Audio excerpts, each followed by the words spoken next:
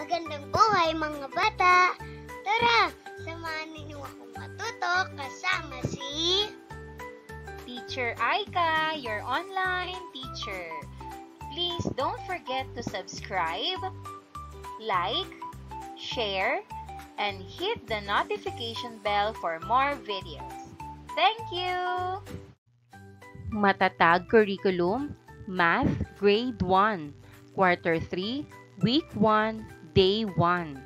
Our topic for today is about data and probability. This is Teacher Aika, your online teacher. Let's start! Learning objectives. At the end of the lesson, the learners should be able to collect data in one variable. Do you eat fruits? Answer: yes, we do. What fruits do you eat? We eat bananas, apples, mangoes, papayas, oranges, etc. Why do we have to eat fruits? Answer: we have to eat fruits to be healthy.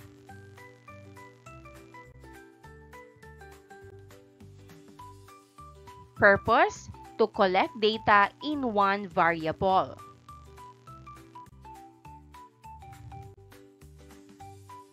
Collect: to get things together.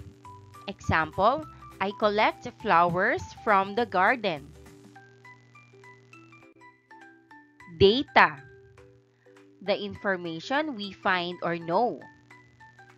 Example: our data shows how many fruits we like. Table: a chart that helps us see data clearly. Example: the table shows our favorite colors. Favorite: the thing you like the most. Example: my favorite fruit is mango.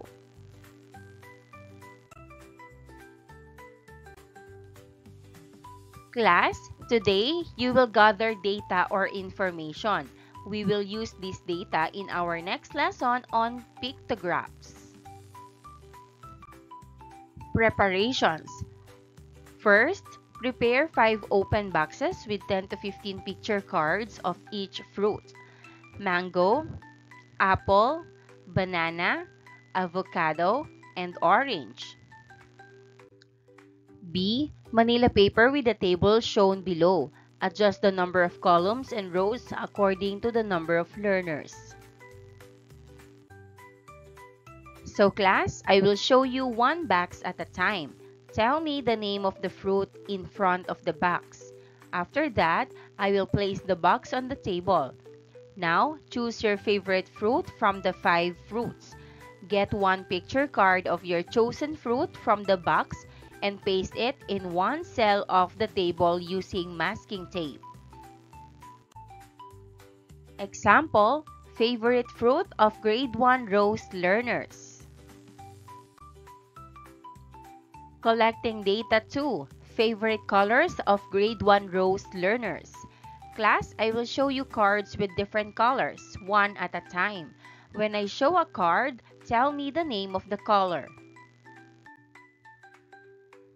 Blue, yellow, red, green, and orange.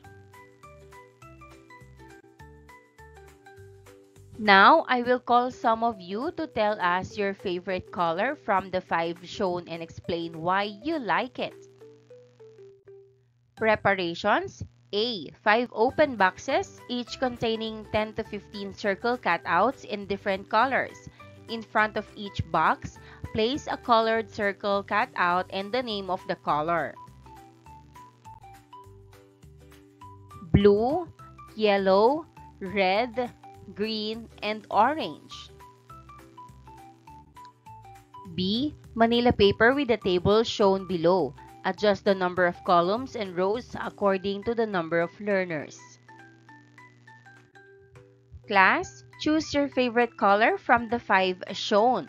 Get one circle cut out from the box of your chosen color and paste it into one cell of the table using masking tape.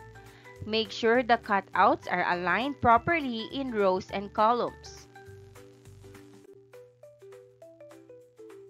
Example, favorite colors of Grade 1 Rose learners.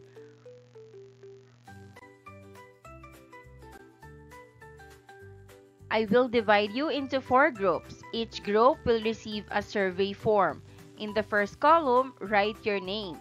Then, put a check mark under your favorite animal. Make sure you understand how to fill out the form correctly. Example, favorite animals of Grade 1 Rose learners. June, dog. Anna, bird. Max, fish. Ellie, dog. Leia, cat. Each group will post the results of your survey on the board. We will put all your answers together in the table provided. I have prepared picture cards of the animals, and one group at a time come to the front and paste the picture cards according to the data you collected. Make sure the cutouts are pasted neatly in line, both across and down. Another example, favorite animals of Grade 1 learners.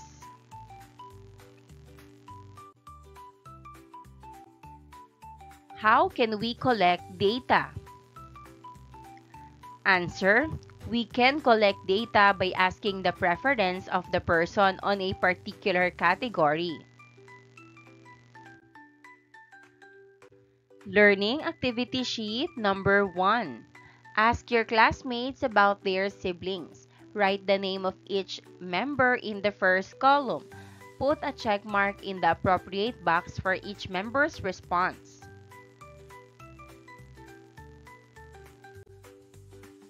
Example, number of siblings.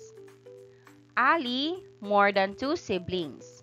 Sam, 1 sibling. Dan, no sibling. Rene, more than 2 siblings.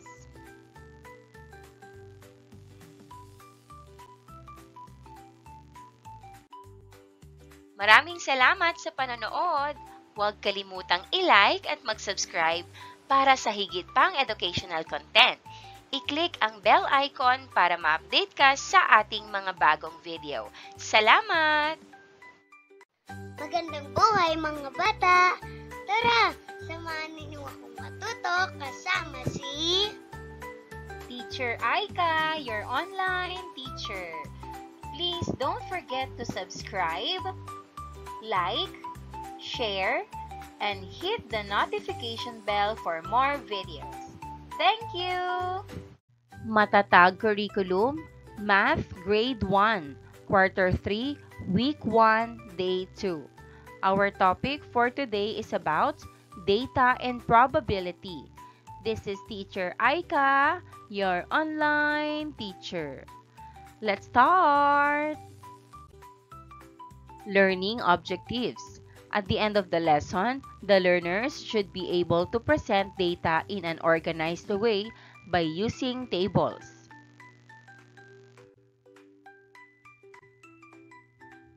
Class, here is the chart about the favorite fruits of Grade 1 Rose learners. Let's look at it together. How did we collect the data? Answer, each of us was asked to choose our favorite from the 5 fruits. Purpose, to present data in a table.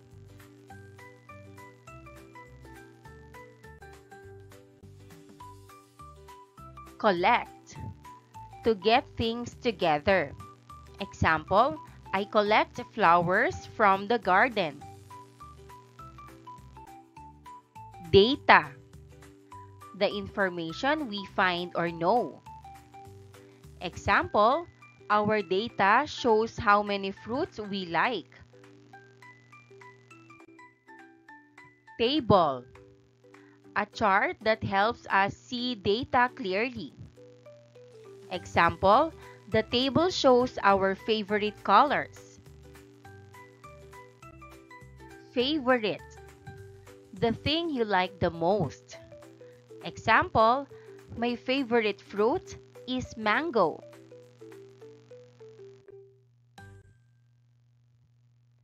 How can we determine the number of learners who chose each fruit? What can we do with the collected data to easily answer the question?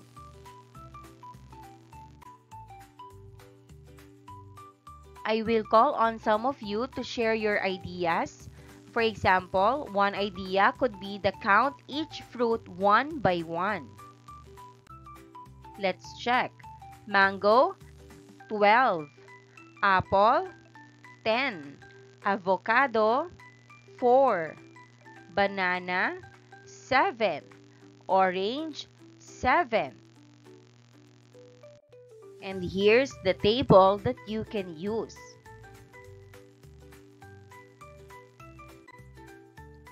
I need 3 volunteers to collect all the mango cards. After that, count the cards using tally marks. I will show you how to use tally marks if you need help. After you finish counting, count the tally marks and write the total in the third column of the table. Then, check if this number matches the total number of cards.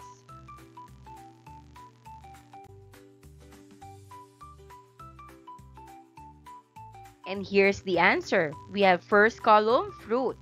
Second column, tally marks. Third column, total. Can you now tell me how many learners like each fruit? Answer, yes, we can. There are 12 learners who like mangoes, 10 who like apples, 4 who like avocados, 7 who like bananas, and 7 who like oranges. Does organizing the data in a table make it easier to count the number of fruits? Answer, yes, it does. The purpose of this lesson is just to organize raw data in a table. We will learn how to construct, read, and interpret data in the next lessons. Line up the picture cards in the table, putting each card in a different cell. Make sure the table is ready before you start.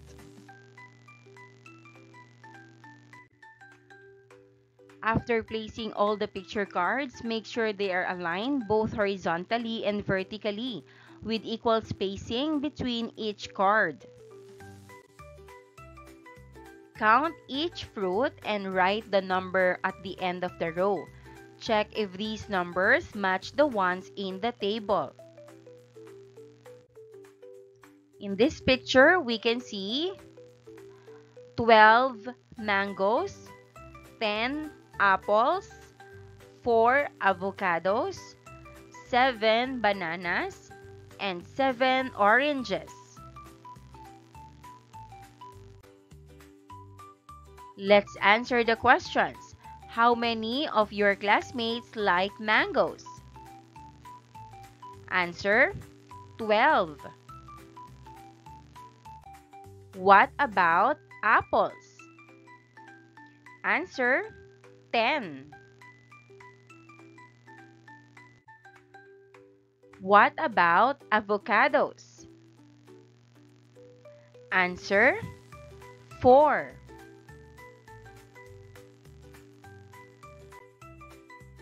What about bananas? Answer, 7. What about oranges? Answer, 7. Let's look at the data on favorite colors. Follow the same steps as we did with the fruits. Using tally marks. Blue, 15. Yellow, 8. Green, 5. Red, 8. Orange, 4. Next, we also have lining up the cutouts. How many of your classmates like blue? Answer, 8.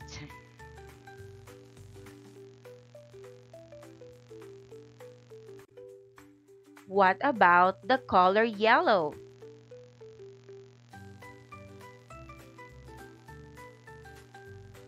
Answer, 8. What about the color green? Answer, 5.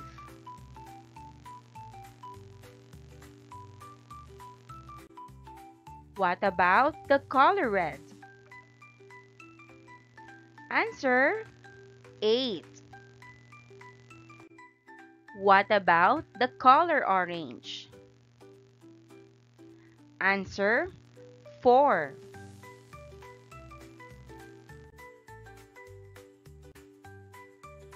Learning activity sheet number 2, organizing data in a table.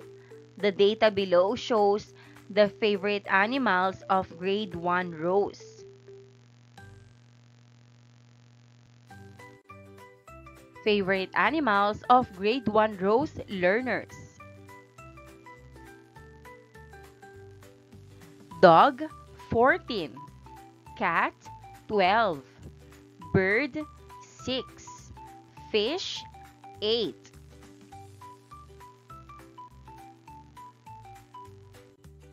Favorite animals of grade 1 rows learners. Line up. Dog, 14. Cat, 12. Bird, 6. Fish, 8. Questions? How many of your classmates like dogs? Answer, 14. What about cats? Answer, 12. What about birds? Answer, 6. What about fish? Answer, 8. How can we organize the collected data? We can organize the collected data using a table. We can use tally marks or line up picture cards for each category. The picture cards should be aligned both horizontally and vertically, with equal spacing between them.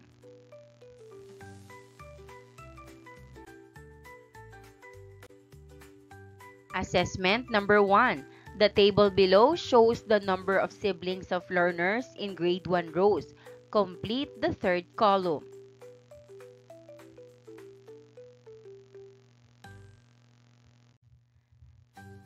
Let's answer. First column, number of siblings. Second column, tally. Third column, total number. Number of siblings, 5. One sibling, 10. Two siblings, 8. More than 2 siblings, 7. Use the specified shape for each category to represent one learner in the table below. Make sure to align the shapes both horizontally and vertically, with equal spacing between them.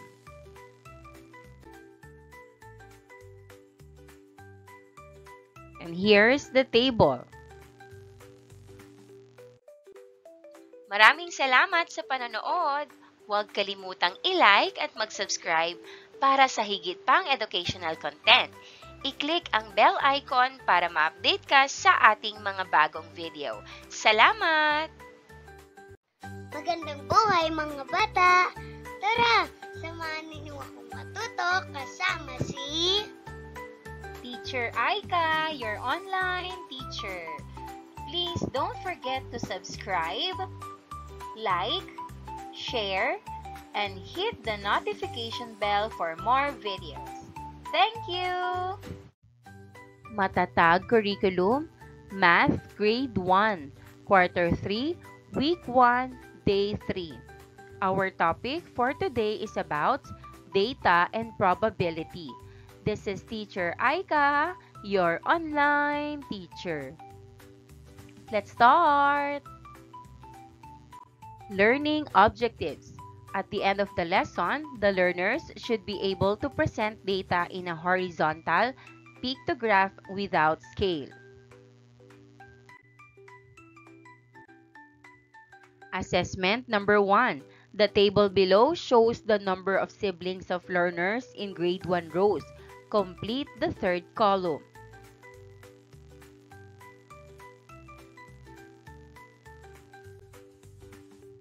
Let's answer.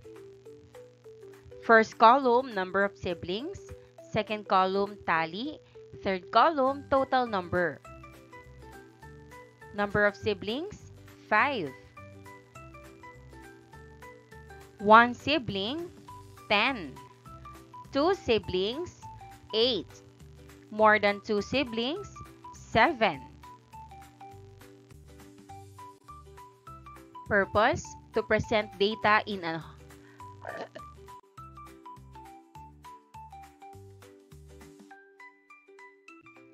data, the information we collect. Example, our data shows how many apples we have. Pictograph, a picture chart that shows data using symbols or drawings. Example, each apple in the pictograph stands for 1 apple. Horizontal, a line that goes side to side, from left to right.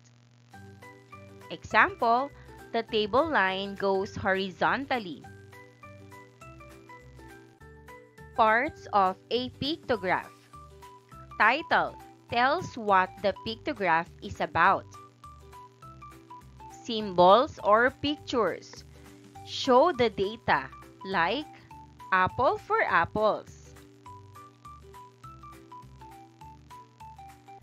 Labels or names tell what each picture stands for. Key or legend explains what one picture means.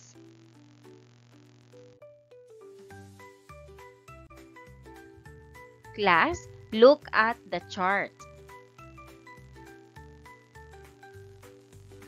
What do the 5 circles mean? Answer, they mean that there are 5 learners with no siblings. What do the 10 triangles, 8 squares, and 7 hearts mean? Answer, they show the number of learners in each group. Now, we will change this chart into another chart using only one symbol, a smiley icon. I have prepared the chart below and several smileys for us to use. Class, look at the part that says no siblings. So the chart should look like this.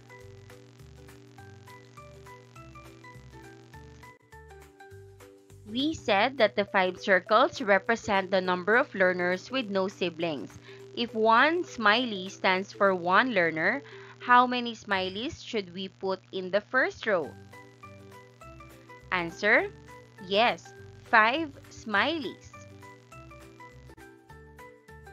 Why?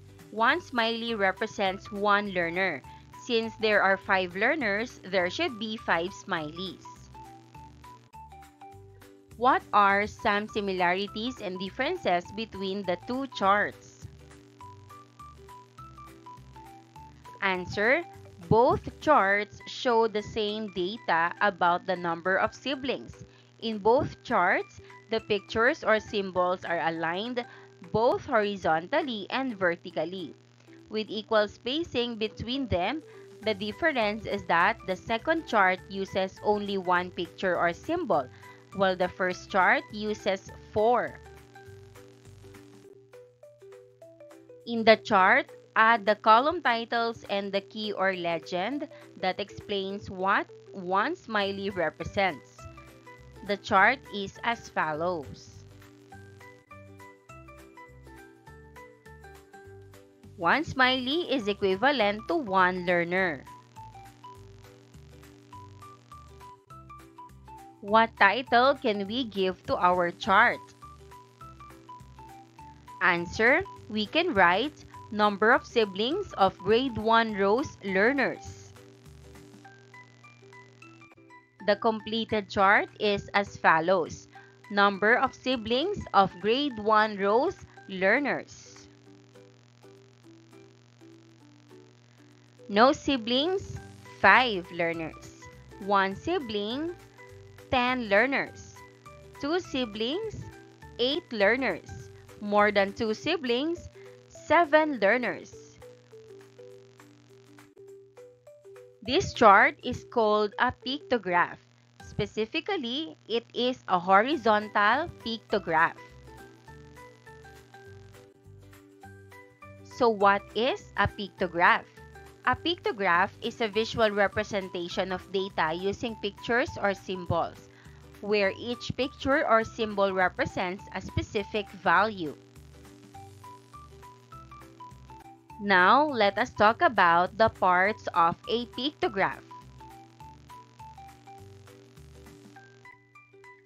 Pictograph title tells what the pictograph is about. On this part, the title is Number of Siblings of Grade 1 Rose Learners. Column titles identify what each column shows. First column, number of siblings. Second column, number of learners.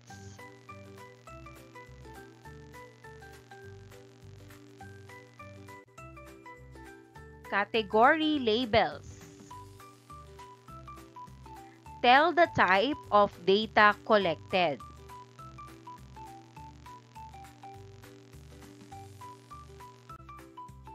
Symbol or picture, an image that represents a specific value.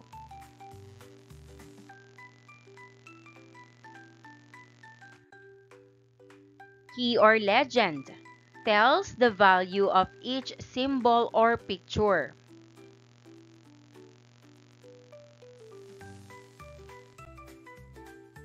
Before we go to another example, let's review the important things to remember when making a pictograph. First, always use a title. Second, choose one symbol to represent a specific number. Third, make sure the symbols are the same size. Fourth, arrange the symbols neatly in rows or columns. And fifth, label the categories clearly. Number 1, decide on the title of the pictograph. Number 2, choose a symbol or picture that best represents the data. Number 3, create 2 columns. List the category labels in the first column and the symbols or pictures that represent the data in each category in the second column.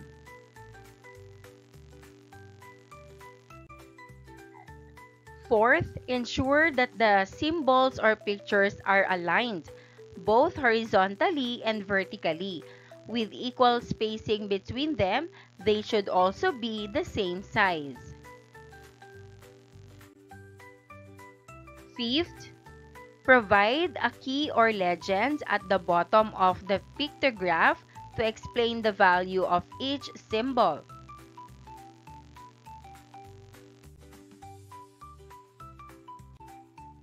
Favorite animals of Grade 1 Rose learners. First column Animal. Second column, tally marks. Third column, number. First, dog. Total, 14. Cat, 12. Bird, 6. Fish, 8. So here's the favorite animals of grade 1 Rose learners.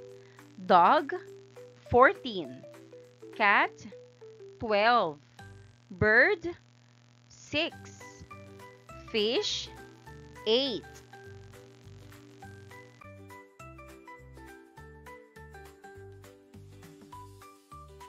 What is a pictograph? A pictograph is a visual representation of data using pictures or symbols, where each picture or symbol represents a specific value. What do you think it is?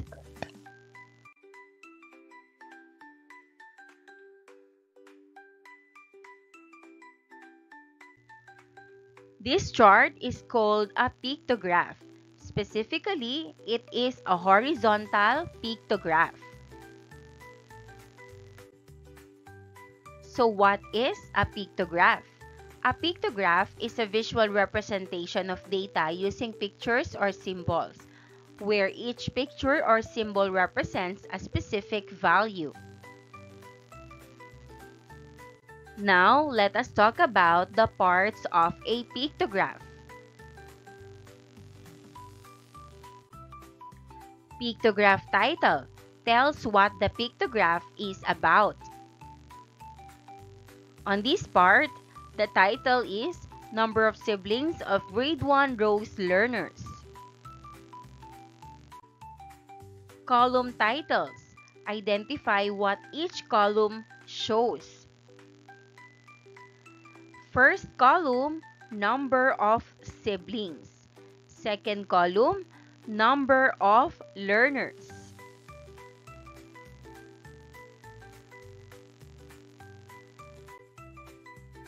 Category labels.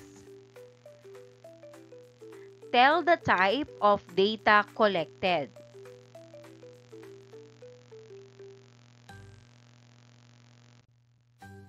Symbol or picture, an image that represents a specific value.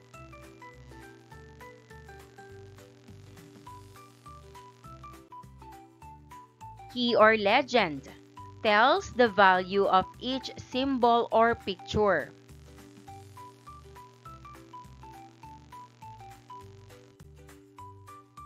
Before we go to another example, let's review the important things to remember when making a pictograph. First, always use a title.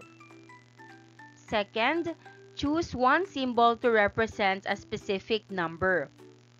Third, make sure the symbols are the same size.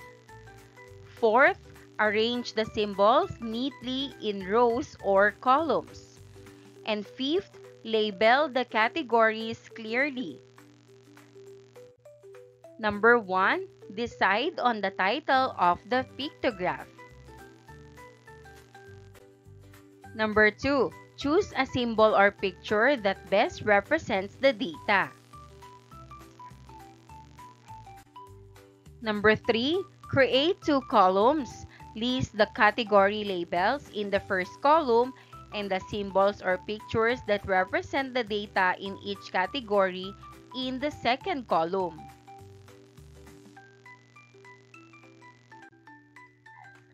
Fourth, ensure that the symbols or pictures are aligned, both horizontally and vertically.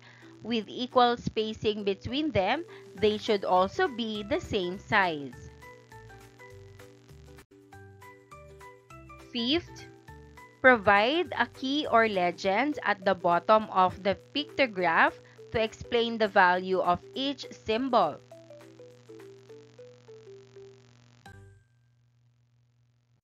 Assessment number 2. Using the given data, construct a horizontal pictograph. Favorite colors of Grade 1 Rose learners. Horizontal pictograph. Favorite colors of Grade 1 Rose learners. Maraming salamat sa panonood! Huwag kalimutang i-like at mag-subscribe para sa higit pang educational content. I-click ang bell icon para ma-update ka sa ating mga bagong video. Salamat! Magandang buhay mga bata! Tara, samahan ninyo akong matuto kasama si Teacher Aika, your online teacher. Please don't forget to subscribe, like, share, and hit the notification bell for more videos. Thank you! Matatag Curriculum, Math Grade 1, Quarter 3, Week 1, Day 4. Our topic for today is about data and probability. This is Teacher Aika, your online teacher. Let's start! Learning objectives. At the end of the lesson, the learners should be able to present data in a vertical pictograph without scale. Assessment number 2. Using the given data, construct a horizontal pictograph. Favorite colors of grade 1 Rose learners. Color, blue, number 15. Yellow, 8. Green, 5. Red, 8. Orange, 4. Horizontal pictograph. Favorite colors of grade 1 Rose learners.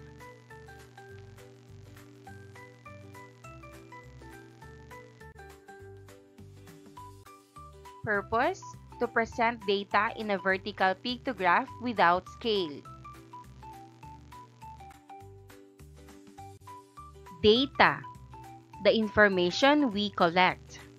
Example, our data shows how many apples we have. Pictograph: a picture chart that shows data using symbols or drawings. Example, each apple in the pictograph stands for 1 apple. Horizontal: a line that goes side to side, from left to right. Example, the table line goes horizontally. Parts of a pictograph. Title: tells what the pictograph is about. Symbols or pictures: show the data, like apple for apples. Labels or names: tell what each picture stands for. Key or legend: explains what one picture means.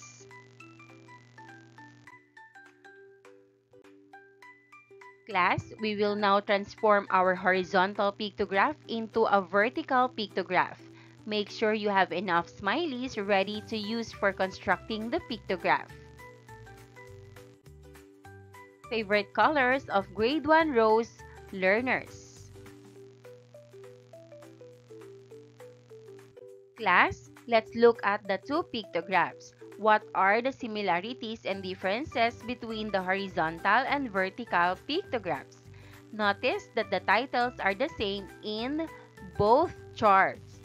In the horizontal pictograph, the names of the colors are listed vertically, while in the vertical pictograph, the names of the colors are written horizontally.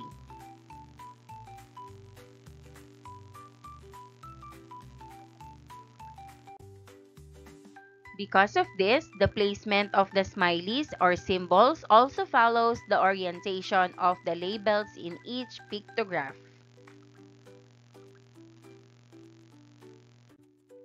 Class, place the smileys that correspond to the data in each category. Be sure to follow the correct number for each. When you are finished, your pictograph should look like this. Favorite colors of grade 1 Rose learners should look like this.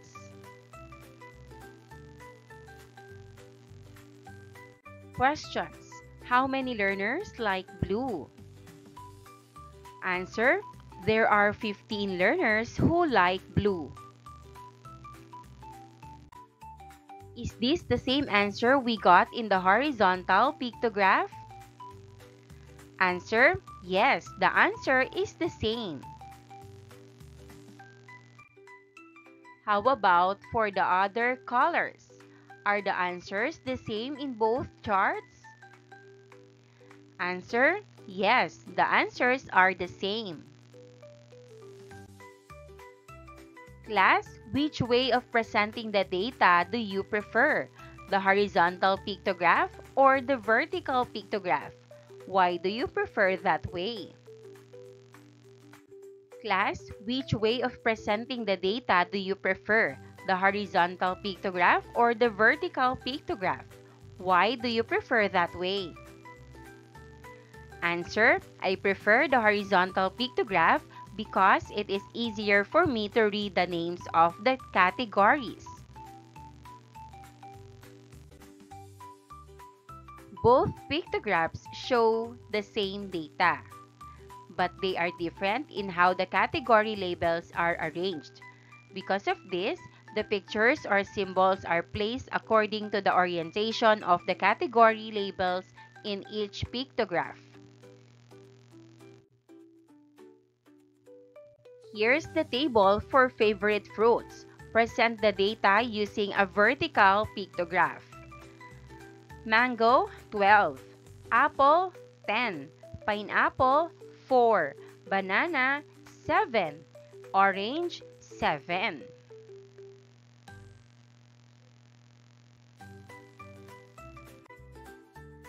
Answer: favorite fruits of Grade 1 Rose learners. 1 smiley is equivalent to 1 learner.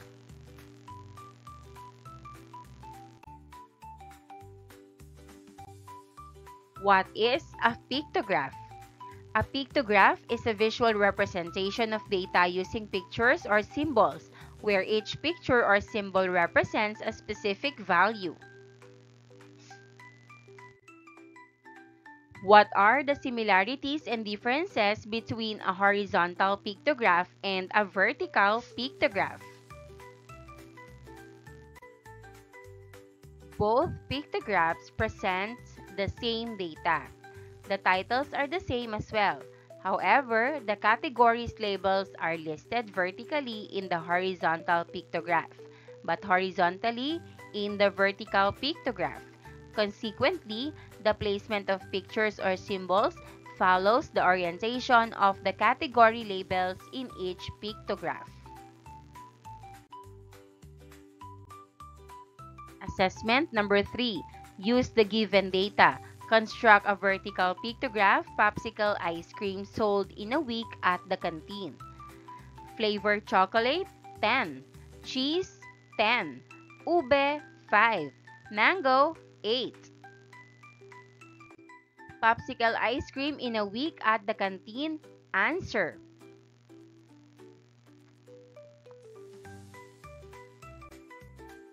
Maraming salamat sa panonood! Huwag kalimutang i-like at mag-subscribe para sa higit pang educational content. I-click ang bell icon para ma-update ka sa ating mga bagong video. Salamat!